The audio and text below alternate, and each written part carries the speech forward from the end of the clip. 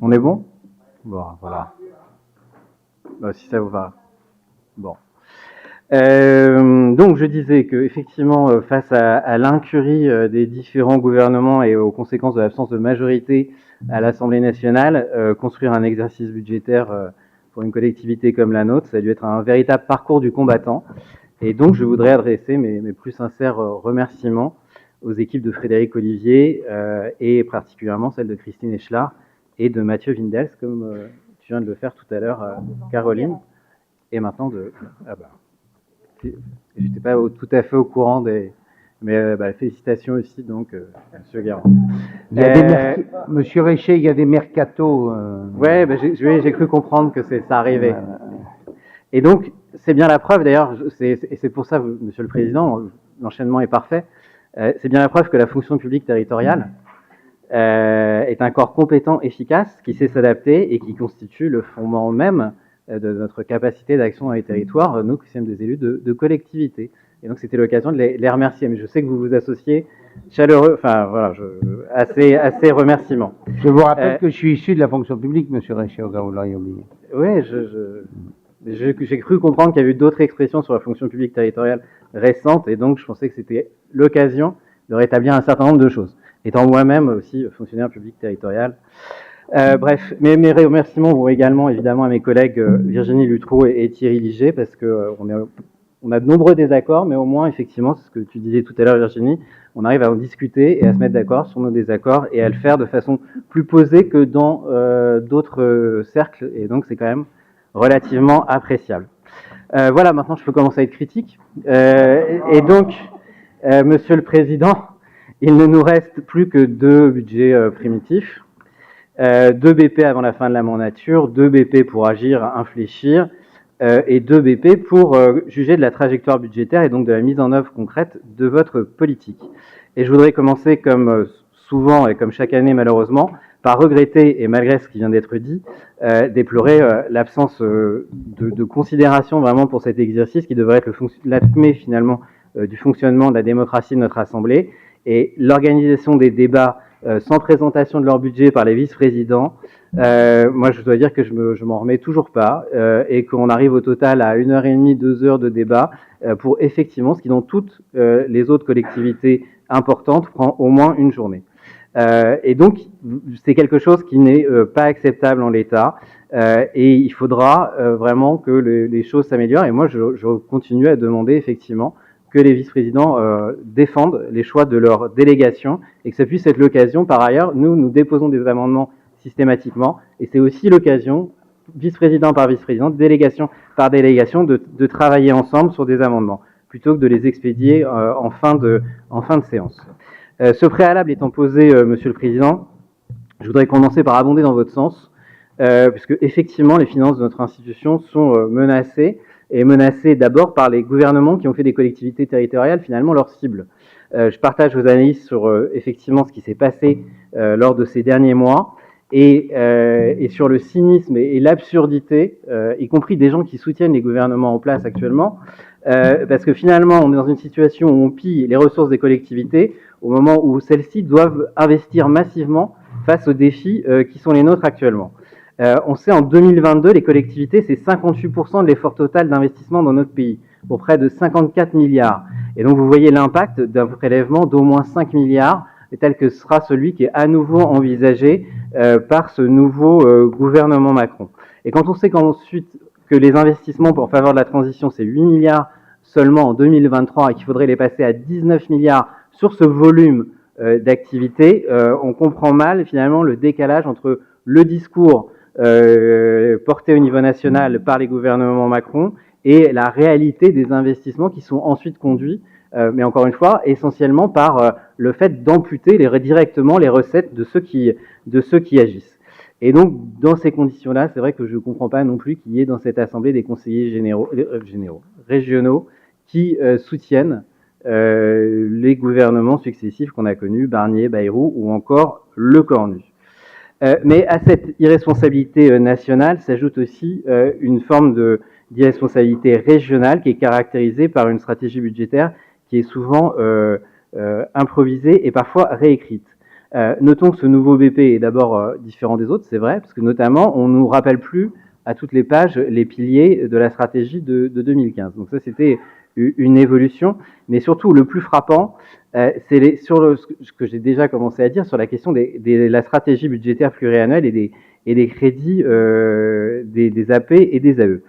Je retiens notamment dans les présentations qui sont faites effectivement dans la première partie sur le budget, qu'on a des visualisations justement bloc par bloc, comme c'est expliqué, des AP à maxima qui restent par secteur. Et il y en a qui sont particulièrement significatifs et signifiants. Je citerai notamment 129 millions pour les actions en faveur du climat ou encore 634 millions d'AP pour les lycées. Ces crédits votés, ni engagés ni même mandatés, tiennent pour la plupart finalement d'affichage qui se traduisent par une absence de mise en œuvre. Et c'est bien ça aujourd'hui c'est bien sur ça que je voudrais insister. Le résultat de tout ça, c'est aussi finalement une forme de dérive sur la trajectoire pluriannuelle. Et je pense qu'il y a quelques chiffres quand même, il faudrait que vous ayez en tête pour comprendre l'étendue du problème. Au BP 2022, le stock des AE est constitué à 42% d'AE nouvelles et à 58% par des AE antérieures. Pour les AP, le stock, c'est 83% d'AP antérieures. Et au BP 2026, on est à 32% d'AE nouvelles, 68% d'AE antérieures, donc on est à plus 10 points. Et pour les AP, on a 87%, soit plus 4 points. Et donc dans les deux cas, finalement, on a bien une absence de contrôle des dépenses programmées sur plusieurs années.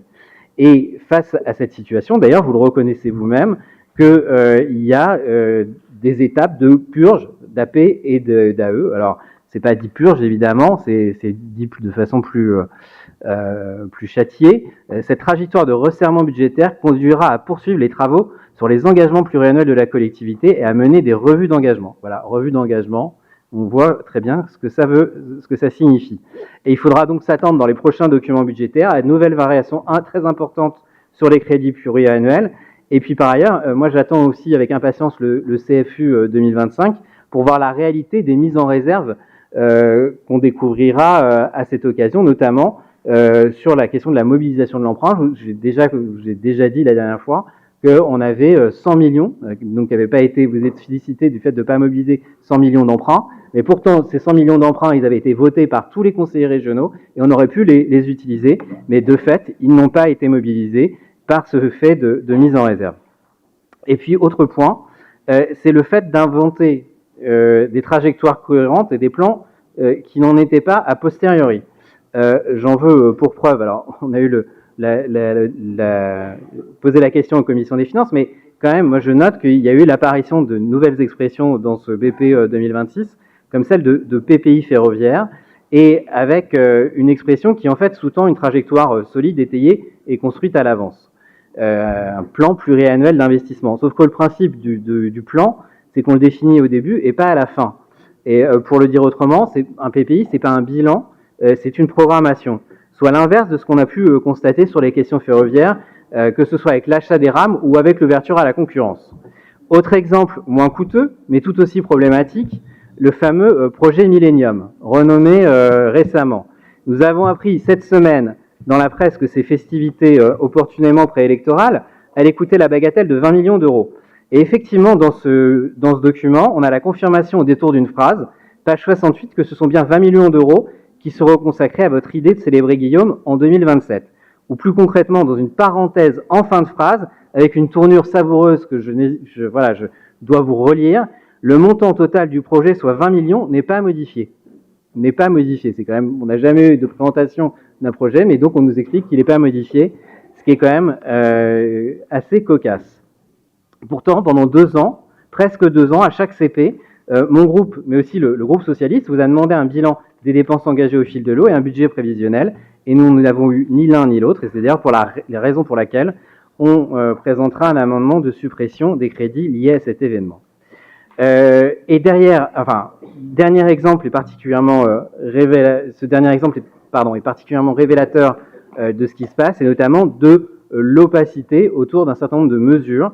Et opacité, alors c'est un terme que j'emploie, mais c'est aussi un terme qui est employé de façon plus politiquement correcte par l'avis émis par le Césaire cette semaine. car c'est pas simplement les groupes de l'opposition qui remettent en question la gestion et la transparence sur les mesures prises. Moi, je vous invite quand même à lire cet avis, puisque il y a, je cite le Césaire, notamment à l'occasion de l'ouverture à la concurrence, le Césaire observe le manque de visibilité quant à l'ensemble des coûts liés à la préparation de l'ouverture à la concurrence. Et effectivement, donc on lit, on regarde les exemples précis, on voit qu'il faut reconstituer les choses pour arriver à peu près 40 millions de travaux sur les différents sites impactés sans être certain d'avoir l'ensemble des choses. On constate que le système d'information et de distribution régionale, ça va coûter finalement, parce que ça a été réévalué, ce sera au moins 81 millions, et on n'a pas de présentation globale des coûts en ressources humaines, tels que pourtant ça a pu être annoncé à plusieurs reprises. Et donc, je cite encore le Césaire. Le Césaire réitère ses observations quant à l'absence de visibilité autour de l'ensemble des coûts générés par l'ouverture à la concurrence, ainsi que ses interrogations sur les risques en matière de qualité de service, de coordination de l'offre, etc., etc. Et par ailleurs, j'en profite à cette occasion, parce que j'ai eu beau regarder avec attention ce BP 2026, et comme on m'avait expliqué en commission des finances la dernière fois, que les AE qui avaient été programmés dans la décision modificative d'octobre seraient levés, les 369 ou 370 millions, en fait, on ne comprend pas la lecture aujourd'hui. Donc je pense qu'ils ont été maintenus et que cette variation de dernière minute, en fait, est toujours dans nos autorisations d'engagement. Et par ailleurs, pour terminer sur ce point, je voudrais aussi relever une autre interpellation du Césaire qui me paraît importante en termes de démocratie et de transparence. C'est celle qui est liée au fonctionnement des agences régionales et le lien entre le fonctionnement de ces agences et les décisions prises par notre Assemblée. Je rappelle qu'il y a eu déjà des rapports de la Chambre régionale des comptes à ce sujet en début de mandat. Et donc le Césaire regrette notamment de ne pas pouvoir émettre un avis sur l'ensemble des budgets relatifs aux politiques publiques régionales. En effet, il n'est pas informé du contenu des budgets des principales agences de la région, AD Normandie, etc., etc. Donc, ce problème de transparence, ce problème d'opacité est quand même quelque chose de majeur. Alors, je vous le disais, Monsieur le Président, donc nous sommes en 2026, c'est l'occasion d'un petit bilan. Et donc, je me suis livré à, je vais faire comme il y a des spécialistes à la télé, le fait de faire des petits tableaux. Pour comparer finalement ce BP 2026 au BP 2022, mais aussi au BP 2024, parce que c'est intéressant de voir les différentes étapes. Et d'abord, ce qu'on peut constater quand on regarde juste la vérité des prix sur vos budgets primitifs, c'est que les dépenses, sur les dépenses réelles, les crédits de paiement, il y a, ce que je dis déjà depuis un moment, un réel sous-investissement de la région depuis le début de la mandature, masqué par les achats de rames. Il suffit de regarder pour cela et de comparer l'OS1, l'OS2, l'OS3 et l'OS4 de 2022 avec celui de 2026. Pour l'OS1 en 2022, on a 155 millions en CPI et en 2026, on a 145 millions, 10 millions de moins. Pour l'OS2 en 2022, on a 177 millions de CPI, 174 millions en 2026, 3 millions de moins. Pour l'OS3, c'est 215 millions en 2022 et en 2026, 176 millions. Donc on est bien à 39 millions de moins. Et pour l'OS4, 115 millions de CPI en 2022 et 60 millions en 2026. Donc au total, sur les compétences stratégiques majeures de la région, économie, formation, transport et aménagement du territoire, hors achat de rames, encore une fois, parce que ce n'était pas le cas en 2022, le désengagement de la région en matière d'investissement entre 2022 et 2026, c'est 107 millions juste sur ces compétences. C'est 2 fois plus finalement que le manque de recettes de cette année que nous impose l'État, et c'est bien la preuve qu'il s'agit aussi d'un choix politique. Et j'aimerais quand même revenir sur un point à ce sujet. La première victime des sacrifices budgétaires, c'est la formation, et plus précisément les lycées normands. Quelques chiffres pour illustrer mon propos. 410 millions de CPF au BP 2022, 352 au BP 2026, 60 millions de moins. Et si on regarde l'investissement, on avait un effort qui avait été fait au BP 2024 avec 227 millions de CPI, mais on retombe à 174 millions en 2026, c'est-à-dire 3 millions de moins qu'en 2022. Et donc, on a bien la démonstration que non seulement il n'y a pas de PPI énergétique pour les lycées, contrairement à ce que vous aviez annoncé à plusieurs reprises, mais en plus, il y a un désinvestissement sur le patrimoine existant. Pour ce qui concerne les crédits pluriannuels, la trajectoire, elle aussi, elle est assez simple. On voit bien un recul massif sur les autorisations de programme et une dérive sur les autorisations d'engagement. Sur les autorisations de programme, c'est bien simple, ça a été divisé par 2 depuis 2022, en passant de 851 millions à 426 millions. Et donc, effectivement, comme je disais, il y a bien un sous-investissement derrière les achats de RAM qui se retrouve et qui en plus annonce le désinvestissement des années à venir. L'OS 1 en 2022, c'est 259 millions et on a 79 millions en 2026. L'OS 2, 175 et 153 en 2026. L'OS 3, 153 en 2022 et 131 en 2026. Et l'OS 4, donc le secteur de M. Lefranc, 185 en 2022 et 30 en 2026. Voilà, alors en novlangue ou en Hervé Morin, dans une interview, on appelle ça une reprogrammation des investissements. Moi j'appelle ça une cure d'austérité de façon plus simple. Et pour ce qui concerne les AE, on observe le mouvement inverse qui est lié justement à l'ouverture à la concurrence du secteur ferroviaire normand. Et là, on passe d'1 milliard en 2022 d'ouverture d'AE à 1,6 milliard en 2026. Là encore, ça masque, comme pour finalement ce qui se passe en investissement, ça masque aussi, et c'est peut-être là aussi le principal problème, un retrait caché à venir de la région de plusieurs secteurs. Puisqu'on a, si on prend hors transport, pour l'OS1, on était à 131 millions d'AE en 2022, et on est à 93 en 2026.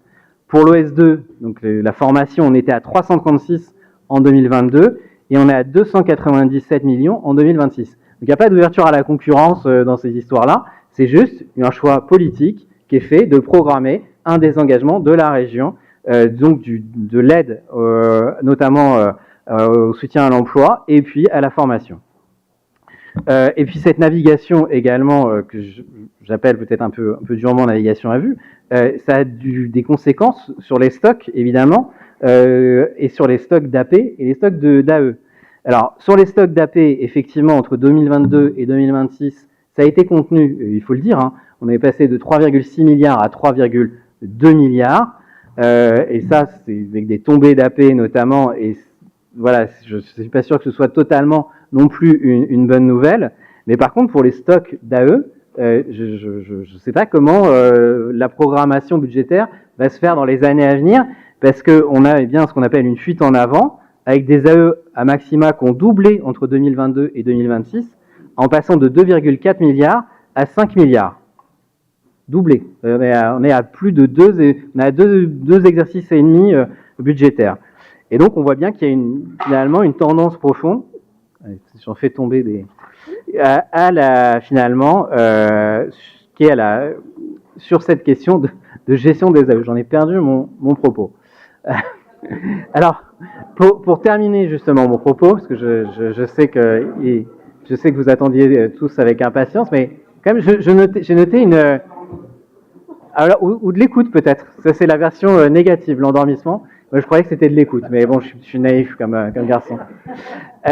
Donc je voudrais juste terminer pour revenir sur les nouvelles coupes budgétaires qui interrogent justement à l'heure où les transitions deviennent de plus en plus urgentes. D'abord, alors, je suis désolé d'avoir à nouveau, j'arrête pas de m'excuser, je vais arrêter.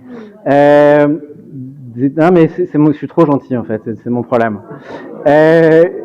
Mais sur le budget vert, sur le budget vert, moi je suis désolé par rapport à ce qui a été présenté. Moi je retiens quand même que cette bonne initiative, pour le moment, alors effectivement elle est en construction, elle est incomplète, etc. Mais vous n'en tirez rien à ce stade, alors que ce serait possible déjà. Deux exemples, et c'est le Césaire également qui le signale.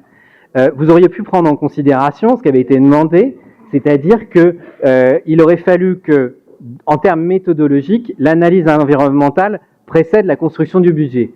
Ça n'a pas été fait, et ça, comme eux, je le regrette. Mais surtout, vous auriez pu vous fixer une ambition minimale, celle de rester dans les résultats obtenus, montrés dans le CFU 2024. Or, ce qu'on observe, c'est une dégradation à venir, puisque la part des dépenses très favorables et favorables à l'environnement, elle baisse de 41% à 38%. Donc voilà, donc à défaut de s'en servir comme instrument de construction des politiques publiques, il faudrait déjà s'en servir au moins de référentiel pour essayer de construire les prochains budgets. Deuxièmement, évidemment, on regrette des baisses dans des secteurs, des baisses continues dans des secteurs où pourtant les dépenses seraient nécessaires. Tout d'abord, le renoncement à lutter contre la crise économique et sociale. On l'avait déjà dit l'année dernière sur la question des licenciements économiques. C'est pas le moment de baisser l'aide de la région en matière de formation des demandeurs d'emploi. Et ça, c'est ChatGPT qui enfin bref. Et donc, c'est pour cette raison qu'on propose notamment un amendement sur le chèque en emploi formation. Autre renoncement d'ampleur, celui de l'absence d'anticipation et de vision quant aux dépenses d'avenir. On vous l'a déjà dit, mais sur les lycées, on est à moins 20,5 millions. Et puis quand on prend l'exemple du ferroviaire, on est à nouveau sur une baisse sur les infrastructures avec encore 4,5 millions de moins. Et puis, il y a quand même le budget. Pas assez. Et sur l'aménagement du territoire, pour avancer vers mon propos, moi, ce que je note quand même, c'est que finalement, il y a plus. Au début, on avait une espèce de fable d'ambition de mise en œuvre du SRADET. Aujourd'hui, il y a plus. Voilà, il y a un désengagement budgétaire qui fait qu'il y a plus d'objectifs. Et là encore, les chiffres sont têtus. Pour ce qui concerne l'OS4, hein, je l'ai dit tout à l'heure, on passe de 185 millions en AP à 30 millions en AP et de 115 millions en CPI à 60 millions en CPI. Donc là, on est effectivement sur un désengagement massif.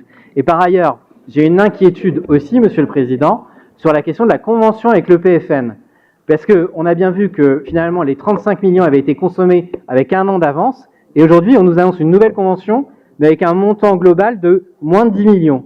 Et donc, la question, c'est qu'est-ce qui est réellement programmé pour cette prochaine convention, sachant que la précédente n'a pas été suffisante pour conduire les actions amenées. Et donc, c'est pour cette raison, en conclusion, Monsieur le Président, que d'abord, on a pointé ces désaccords avec vous sur ce qui a été fait pour masquer le sous-investissement de la région, sur l'ouverture anticipée, effectivement, de l'ouverture à la concurrence, et puis sur une fuite en avant sur un certain nombre de politiques publiques qui ont un impact ensuite sur d'autres secteurs. Et nous, on propose donc une vingtaine d'amendements dont on aurait voulu discuter dans un débat avec chaque vice-président, mais qui permettront justement de proposer à budget constant une réorientation des politiques de la région. Je vous remercie. Merci, Monsieur Richer.